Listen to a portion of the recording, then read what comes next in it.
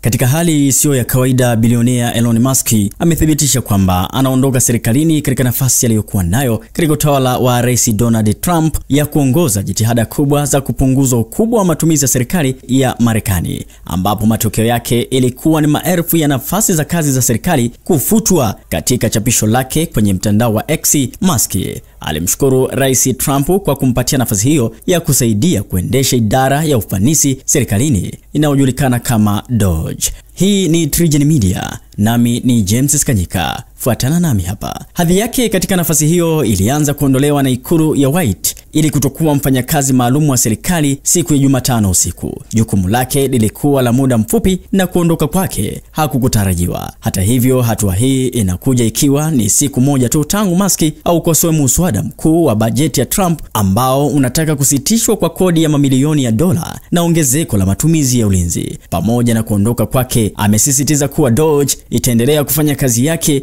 katika muda wa uwepo wa serikali ya Trump na kwamba ana imani na uendelevu wa mradi huo. Hata hivyo, wachunguzi wa mambo wanasema alikuwa si wa kuondoka ghafla namna hiyo, lakini amekerwa na muswada wa bajeti wa Trump ambao alihofia unaweza kudhoofisha kazi ya DOGE. Kwa mujibu wa makadirio, takribani wafanyakazi zaidi ya 200,000 kati ya milioni 2.3 hadi sasa wamepoteza kazi zao, huku wengine wakitakiwa kuacha kazi kwa hiari. Hii ni TriGen Media. Usiache kusubscribe, kushare na kucomment channel yetu hii.